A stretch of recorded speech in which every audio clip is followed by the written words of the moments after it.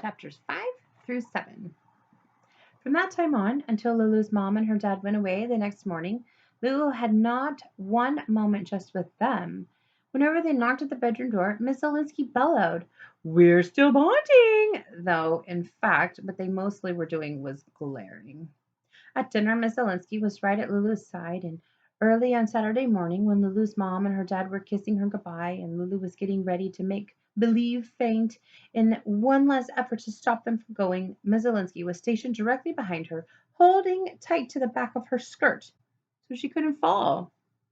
As her mom and her dad headed out to the taxi, Lulu heard her mom saying, "If things don't work out with Lulu," and her dad saying, "And it's just possible that they won't." And her mom saying, "Call us. It will take the next plane home." To which Miss Zielinski firmly replied, "When I'm the babysitter, things always work out." "We'll see about that," Lulu said to herself, preparing for Plan B, which was doing whatever she had to do to get her parents to take the next plane home. Then the door slammed, and Lulu was all alone with Miss Zielinski, trained professional. You see, Lulu's trying to faint so her parents won't go. Chapter 6.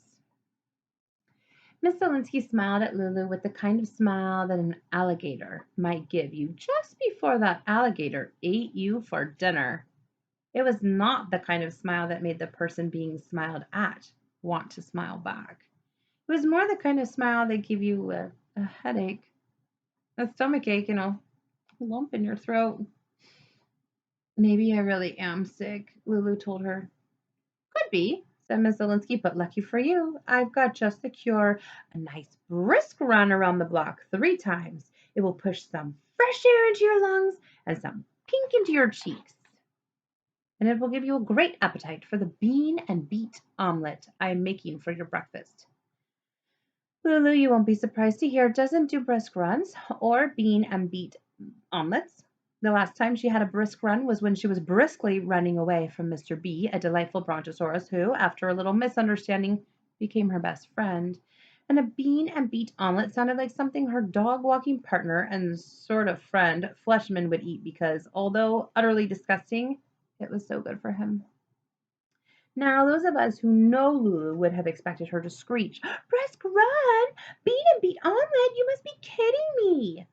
But screeching wasn't part of Lulu's plan B. Instead, she said in a fake sweet voice, "I'll just go upstairs, Miss Zielinski, and get my sneakers."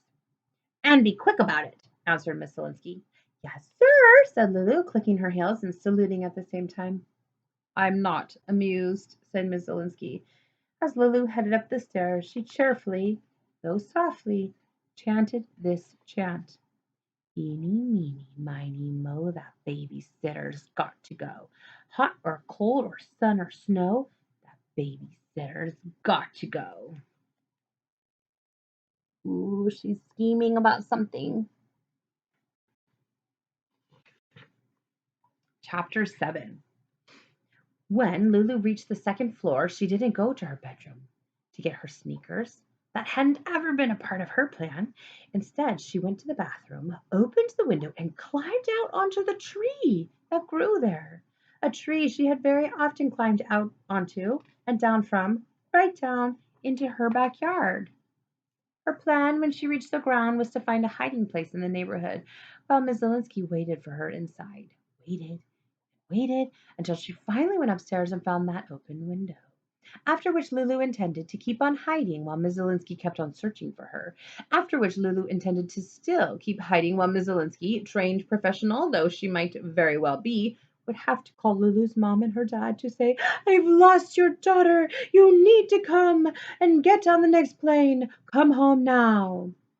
As to what exactly they do to the babysitter who had lost their precious daughter, Lulu was quite certain that they would get rid of her, hopefully having first stripped her of her medals and ribbons and badges and stars. As to what exactly Lulu planned to tell her mom and her dad about why she had hidden from the babysitter, Lulu wasn't quite certain that between now and then she would figure something out. Eeny, meeny, miny, mo, Lulu chanted again as she slid down the tree trunk. "The babysitter's got to go," she chanted, as her 2 feet hit the cold ground. "Hot or cold or sun or snow," she continued, pulling her socks up and tucking her shirt in.